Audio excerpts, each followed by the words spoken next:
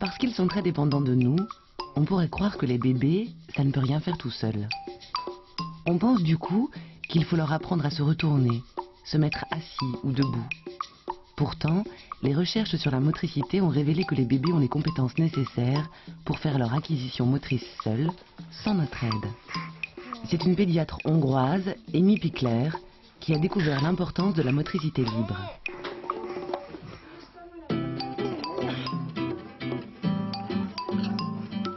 Sur la base d'observations, elle a montré que si on laisse les bébés libres de leurs mouvements, ils accomplissent les grandes étapes de leur développement moteur seul. Ils sont programmés pour le faire et ils en tirent même de grands bénéfices. C'est ce que Juliana Vamos, psychologue, propose de faire découvrir aux jeunes parents dans un groupe à Paris. Nous faisons ce groupe avec Juliana. En se servant des connaissances sur la motricité libre, elle leur montre que les mouvements en apparence aléatoires des bébés sont déjà une activité motrice organisée et un début d'apprentissage autonome. C'est bien pour nous. Oui. Comment vous trouvez ces petits sur le tapis? Il y a des observatrices, Louise, elle observe. Il y a les découvreuses de pieds. Il y a les grandes gigoteurs. Pour les parents, ce n'est pas facile de se rendre compte que ces petits mouvements servent déjà à quelque chose. 4 mois après la naissance, ils ont surtout l'impression qu'ils doivent être sans cesse auprès d'eux. Il y a des premières semaines où le bébé a besoin de beaucoup de contact et beaucoup de portage. Et quand il a plein de cette relation, il a envie d'être avec lui-même et jouer ça. Donc là, par exemple, il est très bien, il vous regarde beaucoup, mais il a beaucoup de choses à faire parce qu'il a plein de tout ce que vous avez donné tous ces mois-là. Les enfants sont dans leur propre petit monde. Et ça, c'est dans une des choses dans leurs compétences.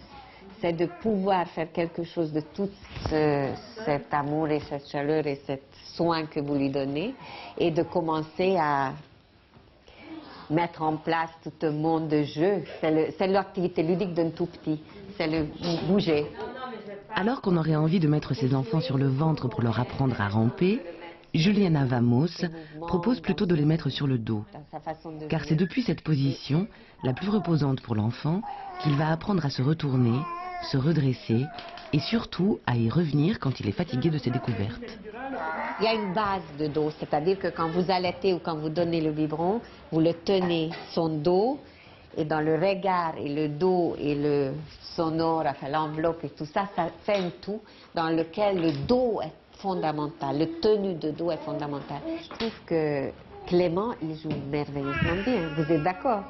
Il est très bien, il fait énormément de choses, il a énormément d'idées, il observe, il regarde, il écoute, et puis il bouge pour ses pensées un peu à cet âge-là. C'est le corps qui fait tout ça pour... Le bébé a trouvé seul le meilleur chemin vers une grande étape de leur développement moteur, commence tout petit.